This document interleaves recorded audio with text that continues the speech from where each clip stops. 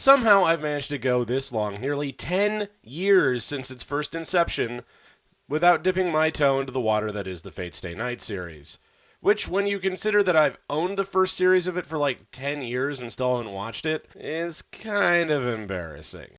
And while I'm not entirely soured on the franchise as a whole, getting through this first series is kind of a slog.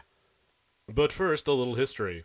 Fate Stay Night started off as a visual novel series with lots of branching paths and different twists to take. It centers primarily around Shiro, who is a magus, a magic user, and Saber, who is a magical entity called a servant.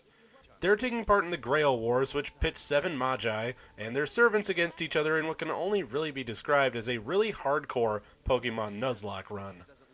Servants are strong, but they've got their own weaknesses and require their master's assistance to fight. The one who lasts the longest or kills the other masters and servants gets the Holy Grail and has their wishes granted. You know, I think the authors have mistaken the term Holy Grail for Magic Lamp. The series plays pretty fast and loose with mythology, especially considering who some of these servants allegedly used to be. But I have to say the first few episodes really make the series stand out. The tone and pacing really make the series seem like it has a lot of gravitas, and that it's going to take a miracle to wring a happy ending out of this one. And that's when it took me by the shoulders, looked me dead in the eye, and pooped itself. Just pooped itself. See, I basically got catfished. I was expecting this show to treat me right and keep a steady pace and not let up with the action, and oh boy was I wrong. I can actually pinpoint the moment where it all went sideways. Episode 5 ends with Shiro being chased by another Magus, Rin Tosaka, through the halls of their school. Instead of it being a tense moment, it's comedic as she's shooting her finger gun at him, and they do that usual, oh no, you might see her panties thing. I was willing to overlook it, but it made me realize that, man, I was going to be in for a real haul. See, the problem with this particular version of Fate Stay Night is that it's taking, if Twitter is to be believed, the weakest storyline of the original game and giving it screen time. That means harems, that means whole episodes where no one so much as throws a punch. That means it does the same old shit that we've been seeing since the word filler was first introduced into the lexicon. What should have been a 13-episode series is painfully dragged out over 24 episodes. And while it will go back to being good for a few episodes, then it just stalls right back out again. But I'm getting a little ahead of myself. Fate Stay Night was created in the early 2000s by Type Moon, which has a reputation for making nerd bait like you wouldn't believe. But the difference between this and typical nerd bait is that this stuff is actually pretty good. And I gotta say, for all the complaining I just did, I was actually pretty interested in the series as a whole. The story focuses around Shiro Emiya, a man who's gifted with okay magical powers, and his getting wrapped up in the Grail Wars. He's a decent fellow, which sets him widely apart from all the other casters, because a fair few of these magi are complete sociopaths who don't care if others get hurt so long as they get their way. And it is kind of comical listening to Shiro interact with them because he finds their apparent lack of morality pretty disconcerting. You know, like he should. It is at this point that shitty teenagers and edgelord wannabes will side with the other magi, and those of us who don't have a warped sense of morality will side with Shiro. Shiro's servant is Saber, who is a swordswoman who thinks that our protagonist is a little soft in the head, and is very confused that he didn't get the guidebook with the rest of these magi explaining how this shit works. She spends most of the series massively underleveled, much to her extreme frustration. Additionally frustrating is Shiro's inability to actually use her like she's supposed to be used, and not like some frail little girl that he has to protect. Yes, sexism in 2006 was still alive and well. Featuring prominently as well are Rin Tosaka and her servant Archer, because someone has to explain this world to our protagonists. So for all of you who haven't been exposed to the Grail legend, or at least who never watched Indiana Jones and the Last Crusade, the Holy Grail is the cup used by Jesus Christ at the Last Supper. It was later used by Joseph of Arimathea to catch the blood of the crucified Jesus as he was laid to rest. Christ would later appear to Joseph and explain the mysteries of the cup to him, and then it would be protected by a dynasty of knights that included Percival of the Knights of the Round Table. From there, the legend gets pretty messy, but the point is that it is a holy relic from a primarily Christian perspective. While it does have elements of Gaelic and Scottish lore in there as well, it seems an odd choice for something that's so heavily westernized to show up in this very Japanese work. The servants are all based on epic heroes from all sorts of different cultures. However, it gets a little muddy because they explicitly state that heroes who are fictional function different than real-life heroes. But if you're saying that Hercules is more real than Robin Hood, then it gets a whole lot messier. But the point is, once we get our cast in place, then everything starts off great. And then it squanders whatever promises it had for the next chunk, and then it completely forgets what it's there for. That's the biggest problem with this version of the show. It's alarmingly unfocused. It expects you to be invested in characters that don't really have the gravitas behind them to make you invested. The characters are pretty mawkish, the action is good, but there's not enough of it, and the pacing is way off. And embarrassingly enough, I ended up cracking through it in about 2 days. It's so compelling. No matter what I do, I just can't stop looking at it. I may have just been hoping that the series would pick up again, which it does to an extent, but at the same point, it's like an engine that will rev up, and then stall out, and then rev up and stall out over and over again.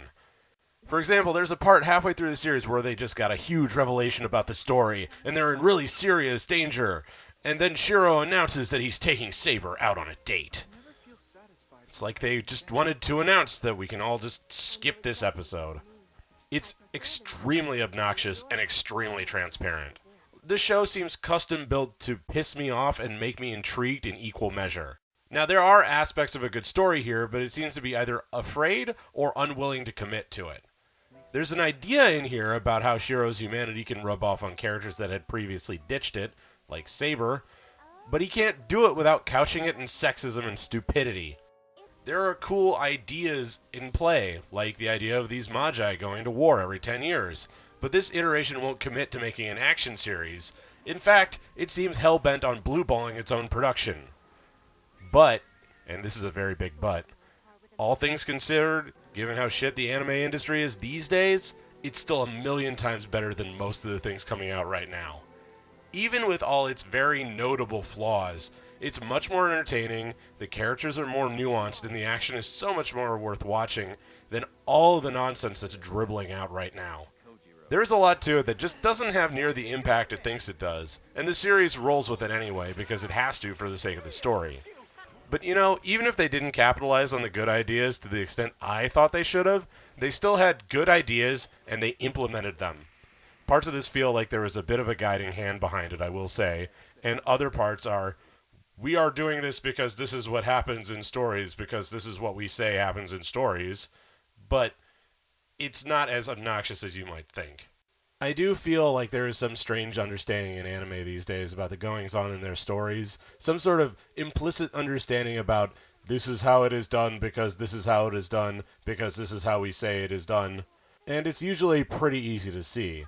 And while there are elements of that in this version of Fate, like the boring characters having too much screen time for example, it doesn't detract near as much as it could. For example, why do we need to see this teacher so much when she adds absolutely nothing to the story? Well, somebody said they gotta have it in there, and so they gotta have it in there. Now, in other shows, it would likely detract from the show as a whole, but here they managed to keep it reined in. And I do have to say, if it's any consolation to the series as a whole, the show did make me interested enough to watch the other things that have come out, like Fate Zero and Unlimited Blade Works. And while I still will never, ever, ever play a visual novel, I'm still interested in the series as a general concept. So yeah, if you want an idea of what Fate Stay Night is all about, I suppose this would be the one to kick it all off. For all the utter bullshit that abounds in it at times, this is still a good intro and a pretty solid story overall. The animation doesn't shit the bed, the acting has some gravitas, and for all the foibles it may have, it brings it when it's gotta. And in spite of what I may not like about it in a few parts, it's more than worth the time to watch it, even if you end up speeding through a few chunks here and there.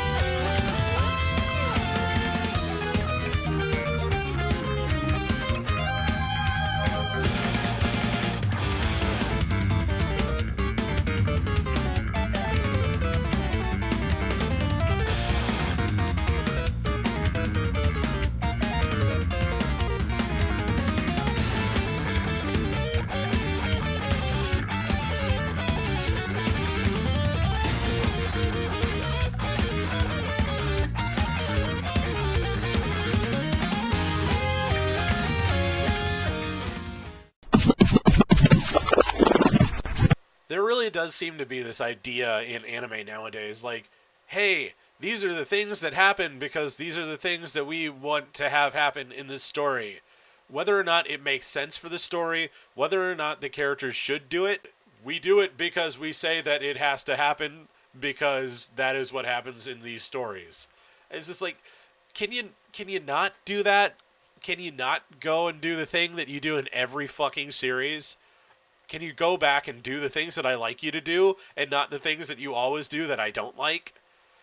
But I guess I'm asking too much because obviously what we don't see is all the money behind all these anime series changing hands and all the behind the scenes bullshit that make people terrified to try new things. We are losing out on better stories because there's too much money involved, if that makes sense. Anime needs to go indie.